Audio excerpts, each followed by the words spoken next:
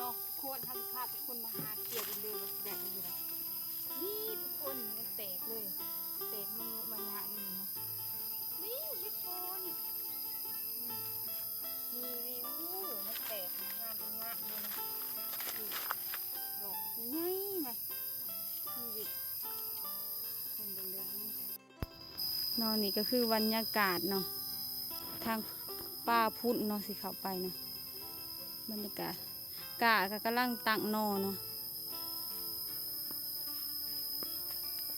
กะกำลังตั้งนอบรรยากาศยามแรงเนาะมาหาเห็ดพอสิได้หรือบ่ได้ก็มาลุ้นนำกันเด้อเนาะก็ขอบใจทุกคนเด้อที่เข้ามาติดตามซัพพอร์ตน้องออนตลอดมาเนาะขอบใจหลายๆที่เข้ามาให้กำลังใจน้องออนก็ดีใจเนาะที่ทุกคนหักและเอ็นดูน้องคนนี้ก็ขอบใจหลายๆเด้อป้าสิพาทุกคนไปหาเห็ดพอเลยสบายดีเนาะมื้อนี้มาอยู่กับสองน้องออนชาวลาวใต้เนาะน้องออนสิพาทุกคนมาหาเห็ดพอเนาะมื้อนี้เนาะเพราะว่ายุ่งก็หลายเข้ามาแบบว่าเสียงบ่ชัดเจนก็ขอโทษขออภัยนำทุกคนหลายๆเด้อขอโทษขออภัยนำ FC หลายๆยุ่งโคตรหลายเนาะครบปุบปับเลยครบเนาะขนาดเลยยุ่งลายอีดีอีโลเนาะว่าลายเทศลายบานน้องก็บ่ได้ใส่แต่ขยิบขยะมาเนาะมื้อนี้เนาะน้องออนสิพาทุกคนไปหาเห็ดพอเลยมื้อนี้บ่ฮู้ว่าสิได้หรือบ่ได้มาลุ้นกันเนาะหลังจากฝนตกแล้วเนาะเฮาก็สิมามื้อคืนก็ฝนตกเบิดคืนเนาะพาเรื่องพาฮ้องน้องออนก็พาทุกคนมาหาเลยว่าสิได้หรือบ่ได้น้องออนก็โลดบ่ได้เฮ็ดคลิปให้ทุกคนเบิ่งบ่ได้เฮ็ดคลิปหาเห็ดให้ทุกคนเบิ่งน้องออนก็เมื่อคืนเบิ่งยอดวิวก็บ่ค่อยดีปานใดน้องออนก็ขอบใจทุกคนที่เข้ามาเบิ่งน้องและให้กำลังใจน้องสาวคนนี้ก็ขอบใจหลายๆมาเดี๋ยวน้องออนสิพาทุกคนไปหาเห็ดพอเนาะมื้อนี้เนาะสิได้หรือบ่ได้เนาะเขาเจ้าหาขายน้องออนสิหากินยังหยาดเนาะคือได้น้องออนวุ่นแต่น้ำหัวน้ำส่วนเนาะทำให้น้ำหน้าก็เลยบ่มีเวลาไปมื้อสิพาทุกคนไปหาไปเลยนี่คนทำพาทุกคนมาหาเกี่ยวดินเลยว่าสิได้หรือบ่ได้นี่ทุกคนมันแตกเลยแตกมันยุมันยะนี่เนาะนี่เห็ดโคนนี่มันแตกงานเป็นงะนี่นะนี่ดอกง่ายๆนะนี่วิคนเดินๆนี่งามอาวุธห้าวเขียก็วิ่งยังได้ลำบวงเนาะคนแถวนี้คนได้แต่ใส่บวงเมสนิทเลยทุกคนนี่ดอกนึ่งเนาะนี่พี่มันแตกเลยทุกคนมังงาเลยห้อยกินเราทีนี้แจ้งไปว่าเกิดรุ่นได้ห้อยกินยุ่งก็ได้ลายเลยทุกคน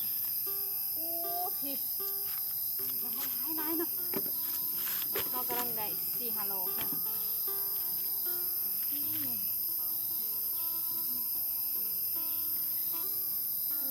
ทุกคนแบบว่าถ้ามันมีแบบว่าไข่ไหมสิมันจะมีอยู่ในทุ่งอย่างเนาะพี่คนโคตรลายเลยคือมันอยู่ในทุ่งแบบนี้เนาะ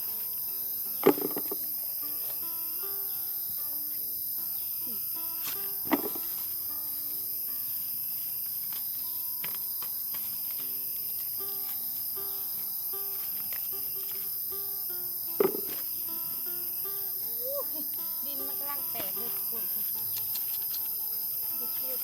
นี่ก็ลายเนาะพี่ลายแตกมังงะเลยทุกคนเห็นบ่ดินแตกมังงะ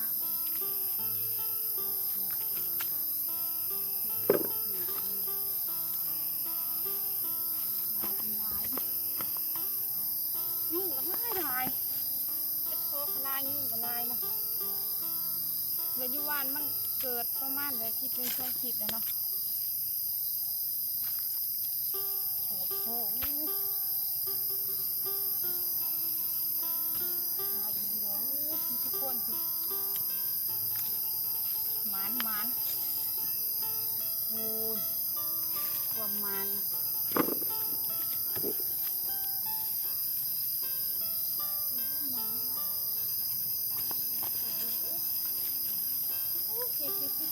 เละจะเขี่ยวมัน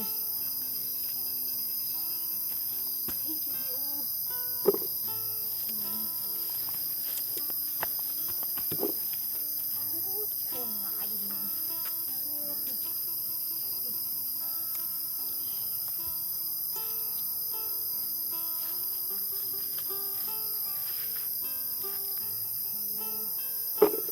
มีน้ำข้าวเดียวเข้ามา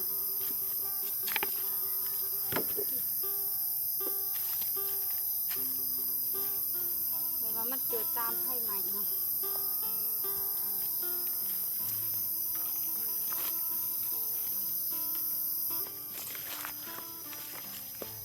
อีเซตัวนั้น นี่จะเบิ่งทุกคนจะเบิ่งซุปกล่องมันไกลๆทำนี่มันพูเนาะน้ำโซะมันนี่ถ้าเกิดสิ่งมันก็เคลียร์เบิ่งเดือดกับข้าวเจ้าเอาไป มาพูดเลย ลงไปหา ทีนี้นั่น โอ้นี่หน่วยหนึงคือนี่อันนี้เป็นคอนเทนต์เนาะอันควรจริงเลยเฮ็ดพอเกิดจากธรรมศาสตร์คุณพาทุกคนมาเคลียร์เบิ่งเนาะมันก็ถ้ามันเจอมันก็เจอได้หลายเลยเนาะเคลียร์เบิ่ง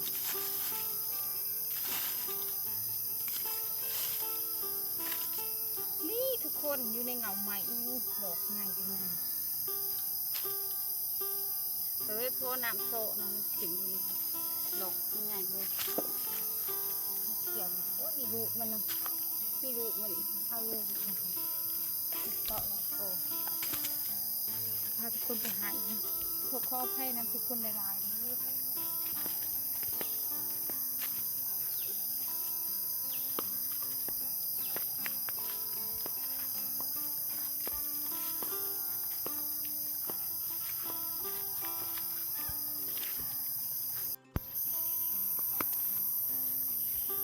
แต่ว่ายุ่งกันหลายๆเนาะเข้ากับคู่กัน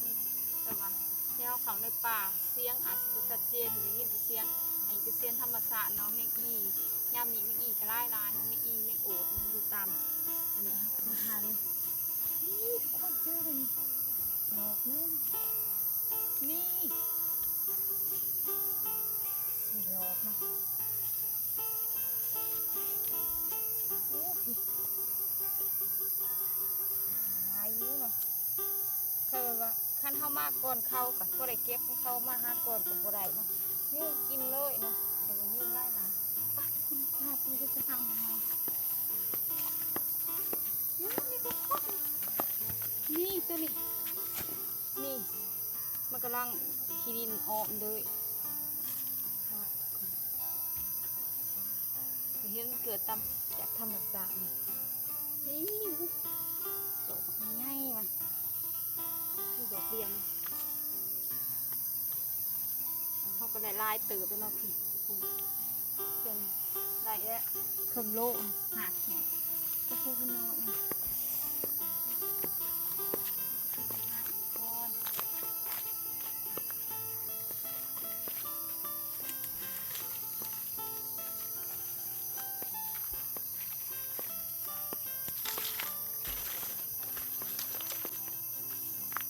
นี่ทุกคน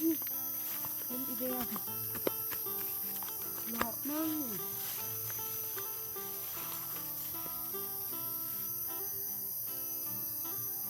ธรรมชาติบนหลอกเนาะมีลาย ดีลูกนึง นี่นี่คือส้มดอกนี่ทุกคนนี่เก็บท้อนะมีดอกหนึ่งแล้วมันเกิดที่ในเงาที่ดินเลยเก็บส้มดอก นี่ไม่ใช่หรอกเว้นเนาะ ดูเก็บส้มดอกนี่คุณหาดูเกิดจากธรรมชาตินี่ดอกหนึ่งแต่ว่ามันไหลไปเลยเนาะในโคนตกหน่อยมองละโลกส้มโลกไปนี่ ดอกนั่นนี่ทุกคนนี่เลยอู้ดอกบักใหญ่ๆมันเลยเด้อ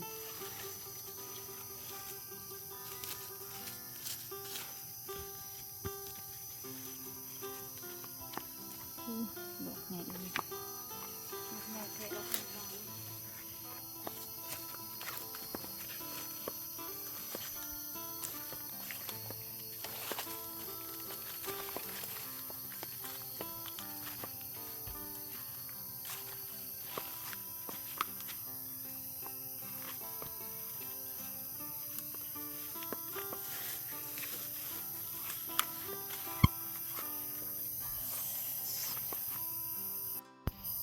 ไปทุกคนเราจะพาทุกคนรอหาแบบยังมาเลยเนาะ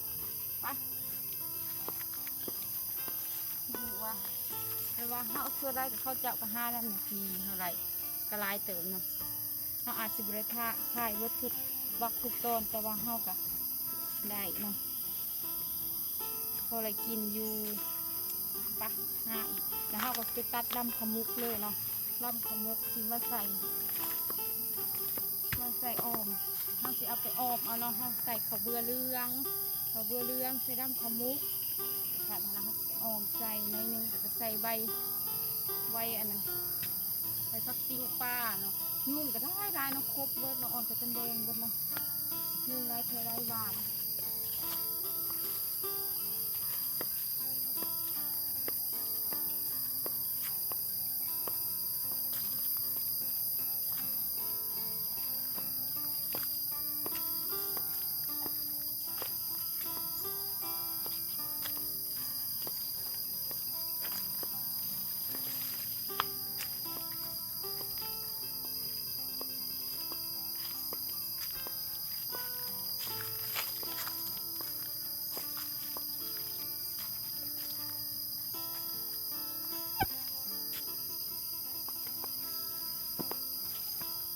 คนกำลังปลูกเลยเรียกแต่เขาจะเอาต้นหน่อยหัวบันไดนี่ก็เป็นบาทเป็นโบสถ์เป็นยังถ้าทุกคนนี่คือเป็นล่ำคำลึกเนาะกระบะมันหน่อยลายเขาบ่เอาเนาะเขาจะเอาล่ำใหญ่ตัวนี้นี่หน่อยโผล่ไม่ได้เขาไปจีบมันกับพวกนี้เนี่ยนี่นา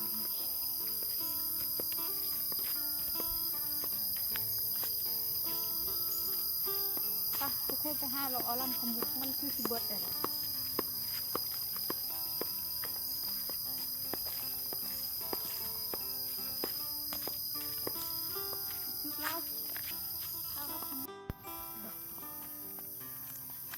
นี่ทุกคนนอกจากเห็ดโคนแล้วก็ยังมีเห็ดข่าเห็ดดินอีกเนาะตัวนี้เป็นเห็ดข่าหมูป่ามันก็มีเห็ดข่าเห็ดดินนะเห็ดเผิงก็มีนะห้องบริไปหานะมันออกเบิดทุกเห็ดเนาะปะเราไปไปหาเลยมาสุดท้ายทุกคนมาเอาลำขมุกเพื่อไปออมใส่เองเนาะนี่เป็นลำขมุกอ่อนเนาะขั้นโตบานๆเขาก็เอาเนาะมันอะไรมันขั้นเอาไปต้มอ่อนแบบนี้เอาไปแล้วเขาก็ต้มน้ำนึ่งแล้วก็พอกินเลยจังเอามาออมใส่กันเนาะที่เอาเขาก็ตัดกิน2 คนคือจะเอาไปออมใส่นะเนาะเห็ดพอเนาะขั้นโตบานๆแบบนี้เขาบ่เอาเนาะบานแบบนี้มันแก่แล้วเขาบ่เอาแต่ตัวอ่อนเนาะปะนอกกันบอก